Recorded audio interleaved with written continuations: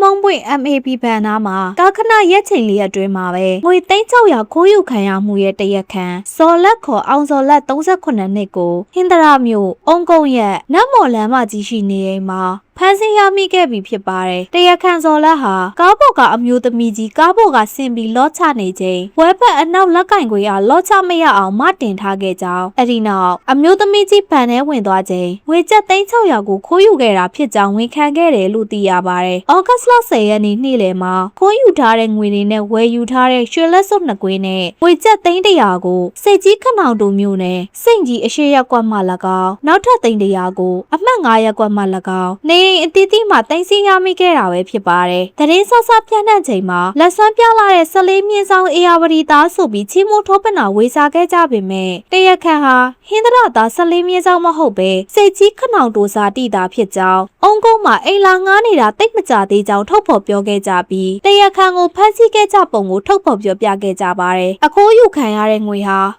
3600ဖြစ်ခဲ့ပေမဲ့ပြန်လည်ဖမ်းဆီးရမိချိန်မှာတော့ရွှေလက်စုပ်နှစ်ကွင်းနဲ့340ကိုသာဖမ်းဆီးရမိခဲ့တာဖြစ်ပြီးအခင်းဖြစ်ပွားခဲ့ချိန်ဩဂတ်လ9ရက်နေ့နဲ့ဖမ်းဆီးရမိချိန်ဩဂတ်လ10ရက်နေ့အချိန်9ရက်အတွင်း360ကိုတုံးဆွဲထားခဲ့တာပဲဖြစ်ပါတယ်။တခိုးတွေဟာရသမျှငွေတွေကိုအဖမ်းခံရချိန်လက်စဖျောက်တတ်ကြောင်းကိုကိုယ်တိုင်ကြုံခဲ့ပူသူတယောက်ကတခိုးတွေကအဲ့ဒီလိုလက်စဖျောက်တတ်ကြတယ်။ခိုးလို့ရချင်းရွှေနဲ့အခြားအသုံးအဆောင်တွေတန်းဝယ်ကြတာလွန်ခဲ့တဲ့နှစ်ပိုင်းလောက်ကကိုတွေ့ကြုံခဲ့ဘူးတဲ့တခိုးကို24နာရီအတွင်းပြန်မိပေမဲ့ရွှေနဲ့ဖုန်းတွေဝယ်ထားပြီးဘူတာကြီးမှာမိတာလက်ထက်ကပတ်ဆက်ကလည်းတိတ်မကြံတော့ဘူးလို့ဆိုပါတယ်ဖမ်းဆီးရမိဖို့အတွက်တဲလို့စားရခဲ့ပုံနဲ့တခိုးကိုဖမ်းဆီးရမိပုံကိုအခိုးခံရသူကာယကရှင်နဲ့နီးစပ်သူတဦးကအခုလိုရှင်းပြထားပါတယ်3600ကနေရခဲ့တဲ့သင်ခန်းစာဩဂတ်လ9ရက်နေ့2026ခုနှစ်နေ့လယ်တနာရီ12မိနစ်လောက်ကတငယ်ချင်းကဖုန်းဆက်လာတယ် MAB စံရိပ်ငိမ်ဖန်သားမှာသူညမကားရက်ထားတာ9မိနစ်လောက်အတွင်းပတ်ဆက်3600ပါသွားလို့တဲ့ဖြစ်ပုံကတငယ်ချင်းရဲ့ညီမဖြစ်သူက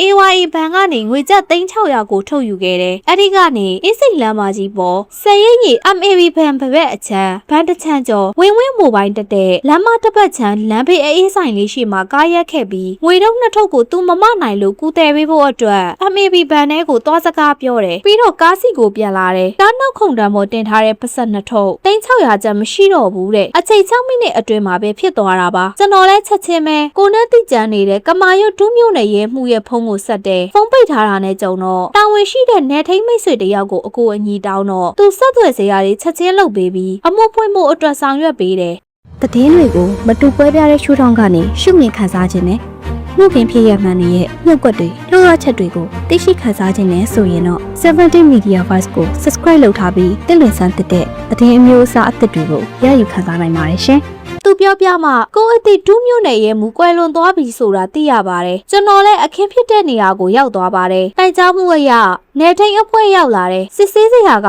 CCTV ပဲအားကိုးစရာ MAB ဘန် CCTV ကတငယ်ချင်းရဲ့ညမကားရထားတဲ့နေရာအထိမမိပါဘူးအနီးနား CCTV တွေကလည်းသူတို့ဆိုင်တွေရှေ့လောက်ပဲမိကြတယ်ဒါပေမဲ့စုံစမ်းထောက်လှမ်းမှုပညာအရတလားလုံးက CCTV တွေကိုစစ်ဆေးပြီးမတင်ငါဖွဲ့တန်တရားလူပုံရိပ်တော့ရလောက်ရဲဆိုပြီးစ조사ရှာဖွေကြပါတယ်ကျွန်တော်လည်းအလုပ်ရှိတော့ခရီးဆက်တယ်ပေါ့ဗျာနောက်နေ့တငယ်ချင်းဖုန်းဝင်လာတယ် AYA ဘဏ်ငွေထဲတဲ့အိတ်အနီးနဲ့အိတ်ဆွဲပြီးလမ်းကူးသွားတဲ့တရက်ခံလို့ယူဆနိုင်တဲ့လူရဲ့ပုံရိပ်ကိုရထားပြီးတဲ့ဆိုတော့ကတဲလို့စားရပြီပေါ့တခိုးကိုမိတော့တခိုးကအဲ့ဒီအနီးအနားတဝိုက်ဘဏ်ကိုလာမဲ့သူတွေကိုချောင်းပြီးတားကောင်ရှာနေတာတဲ့ပစ္စည်းပြောက်သူအမျိုးသမီးကရောက်လာတော့ကားရက်ပြီးလော့ချမယ်လုပ်တဲ့အခါမှာကားတကားလုံးမကြအောင်ဟိုတစ်ဖက်ကဝစ်ပြီးလက်ကင်ခွင်းကိုအသားလေးဆွဲထားလိုက်တယ်အဲ့ဒီအမျိုးသမီးသွားတော့မှကားနောက်ခံတွေကပစက်တို့ကိုခိုးသွားခဲ့တာလို့ပြောပါတယ်ကိုယ်တိုင်တွေးကြုံခဲ့မှုတဲ့သူတယောက်ကလည်းကားပိုက်ရွှေနေတတိထားပါအဲ့ဒီပုံစံအတိုင်းလွန်ခဲ့တဲ့2နှစ်ကပတ်ဆိုးတန်းကဖျားเจ้าသားမှာဖြစ်ဘူးတယ်ကားပကင်ထိုးတဲ့အချိန်မှာကားပေးမှလာရက်ပြီးတကားလက်ကင်ကိုမထားတာကားရက်ပြီးတကားအလုံးပြက်စစ်ပြီးမှသွားပါအကြာကြီးမထားပဲမြင်ရတဲ့နေရာကလှမ်းကြည့်ပါကိုယ်တိုင်လည်းတစ်ခါခံခဲ့ရတယ်အိတ်ကိုကားရှိကန်ခုံပေါ်တင်ခဲ့တာကြောင်မြောင်းမိသက်ဘေးကလမ်းပေါ်မှာစပိန်ညှက်ပြီးပြန်လာတော့တကားကပိတ်ရက်နဲ့ပါသွားပြီးနဲပေမဲ့တင်ကန်းစာရသွားတယ်လို့ဆိုပါ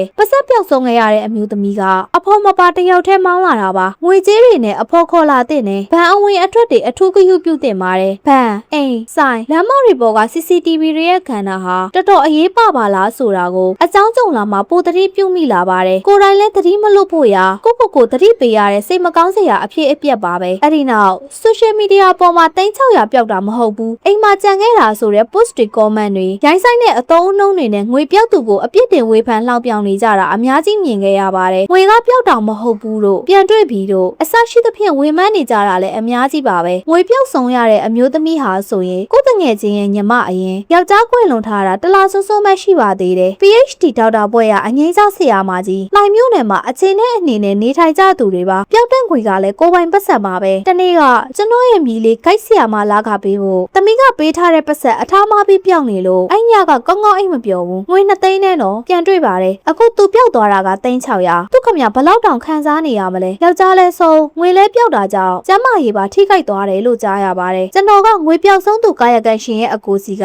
တိကျတဲ့အစလေးတစားသိထားခဲ့ပြီးဆိုတော့အမှုပေါ်နိုင်တယ်ဆိုတာမှန်းဆလို့ရပြီးငွေပျောက်တာမှန်ကြောင်းနဲ့မတိကျပဲမှန်တာတွေ post တင်တာတွေရိုင်းဆိုင်တာတွေဆက်မရေးစေခြင်းလို့အမှုမှန်ပေါ်မှာပါစိတ်ရှည်လက်ရှိစောင့်ကြည့်ပါဆိုပြီးကာယကံရှင်ကိုချင်းစာစိမ်နဲ့ post တင်ရေးခဲ့ပါသေးတယ်ခုဖြစ်ခဲ့တဲ့အကြောင်းအရာကနေ social media သုံးသူတွေငွေကြေးနဲ့အလုပ်လုပ်သူတွေလုံခြုံရေးအတွက် CCTV အရေးပါပုံတွေတော်လာအမြဲတမ်းရှိကြပြီးသင်ခန်းစာယူစရာတင်ယူစရာများစွာရကြမယ်ထင်ပါတယ်။ဆုံးရှုံးတဲ့ငွေကြေးတွေပြန်လည်ရရှိတဲ့အတွက်လည်းမိသားစုနဲ့အတူဝမ်းသာရပါတယ်။တရားခန့်ကိုအချိန်တိုအတွင်းဖော်ထုတ်ဖန်ဆီးနိုင်ခဲ့တဲ့အဖွဲ့အစည်းအလုံးကိုခုံပြုရမှာပါ။တခုပါပဲဟင်းသရသားကျွန်တော်တရားခန့်ကဟင်းသရနယ်သားဆိုတော့မြို့နယ်နာမည်ထိခိုက်တယ်လို့ဖြစ်ရတဲ့အပေါ်စိတ်မကောင်းဖြစ်မိပါတယ်ဆိုပြီးကာယကံရှင်နဲ့နီးစပ်သူတဦးကတရားခန့်ကိုတဲလုံစာရခဲ့ပုံနဲ့3600ပျောက်ဆုံးမှုမှာသင်ခန်းစာရခဲ့ကြောင်းကိုဝေမျှပြောဆိုခဲ့ပါတယ်။ဒီ post တင်ခဲ့ပြီးနိုင်ပိုင်းအတွင်းမှာပဲတရားခန့်ကိုသိရှိထားသူဒေါ်ညာနာစာရီဆိုတဲ့အကောင့်ပိုင်ရှင်တဦးကတရားခန့်ကဟင်းသရနယ်သားမဟုတ်ပါဘူးဆရာလေးနေတဲ့စာတီအုံကုန်းရက်ကွက်မှာတိုက်အိမ်လေးကိုလာငှားနေကြတာပါဆရာလေးတို့ရက်ကွက်ကလူနေတန်းကြပါတယ်ဒီလိုအဖြစ်ဟာပထမဆုံးကြုံဖူးတာပါသူတို့လာငှားနေတာတိတ်မကြသေးဘူးသူတို့အိမ်ကဆရာလေးအိမ်နဲ့လေးလုံးကျော်လေးတင်မယ်သူတို့ကပတ်ဝန်းကျင်နဲ့အဆက်အဆံမရှိကြတော့သူတို့ဘယ်အရက်ကလဲဆိုတာမသိကြပါဘူးညဘက်ကြီးလာဖမ်းမှသာသူ့ကိုသိကြတာပါဖမ်းတဲ့ညကရက်ကွက်လူကြီးနဲ့ပတ်ဝန်းကျင်ကလူတွေပါတယ်သူ့မိန်းမကလည်းပြန်သွားတယ်ပြောတယ်ဝင်ဖမ်းတဲ့ညကသူ့မိန်းမမရှိဘူးတကားမဖွင့်ပေးလို့တကားတွေဖြတ်ဝင်ကြရတယ်ဘယ်ရောမှနေလဲတော့မသိဘူးသူတို့ငှားနေကြတာလုံချင်းတိုက်သေးသေးလေးပါကြံစည်ရိုးတော့လုံတယ်ဟင်းသရပုံရိပ်မထိခိုက်ပါဘူးဟင်းသရသားမဟုတ်ပါဘူးရှင်ဆိုပြီးတရားခံဟာဟင်းသရဇာတိကမဟုတ်တဲ့အကြောင်းနဲ့တရားခံကိုဝင်ဖမ်းစဉ်ကသူမြင်တွေ့ခဲ့ရတဲ့အချင်းအိမ်ရာတွေကိုဝေမျှပြောဆိုခဲ့ပါတယ်အဆုံးထိကြည့်ပေးခဲ့တဲ့အတွက်ကျေးဇူးများတင်ပါတယ်70 Media Bus ပါနောက်ဗီဒီယိုတွေမှာပြန်ဆောင်ကြပါမယ်